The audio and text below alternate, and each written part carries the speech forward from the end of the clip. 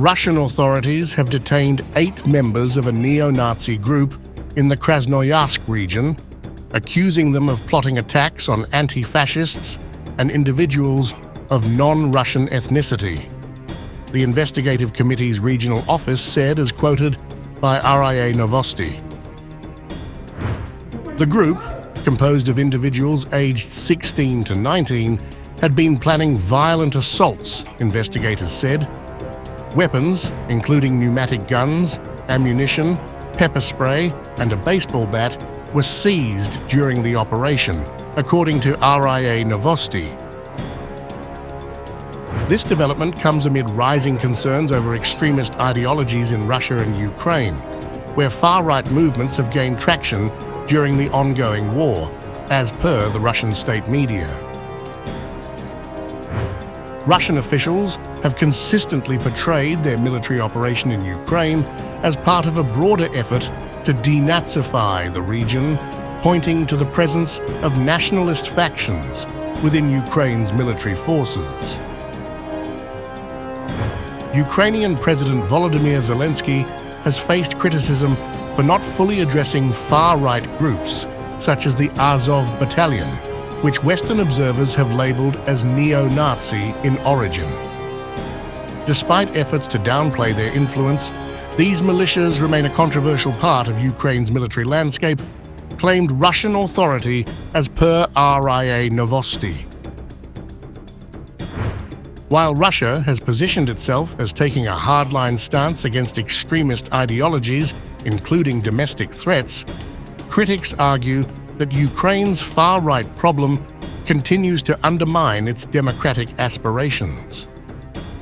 Russia's permanent representative to the United Nations, Vasily Nebenzia, accused the West of deepening its involvement in the Ukrainian conflict, citing the rising number of foreign military casualties as evidence of direct Western participation. We have just heard the latest selection of lamentations from our hypocritical Western colleagues about Russian troops in recent days carrying out strikes, targeting military infrastructure, related targets, and infrastructure related to military. They were indeed very impressive and effective.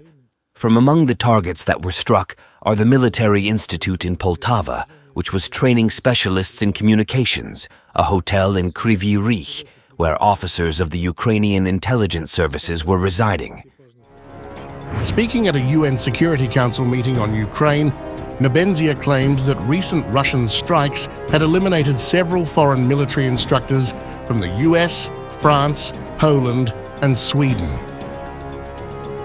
Nebenzia warned that Western countries supporting Ukraine would face consequences.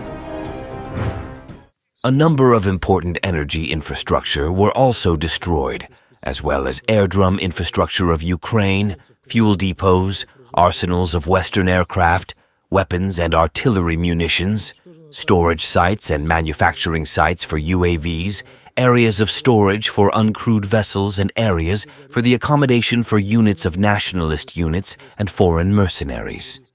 A distinguishing feature of this spate of strikes was a significant increase in liquidations of a number of foreign instructors, specialists, and mercenaries.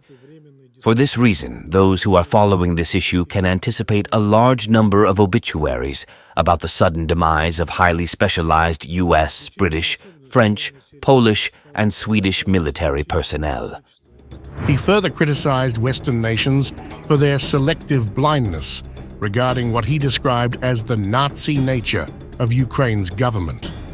Nebenzia pointed to images of Ukrainian servicemen displaying Nazi symbols, which he claimed are often ignored by the West. Only a few in the West have the courage to recognize this shameful problem, he added.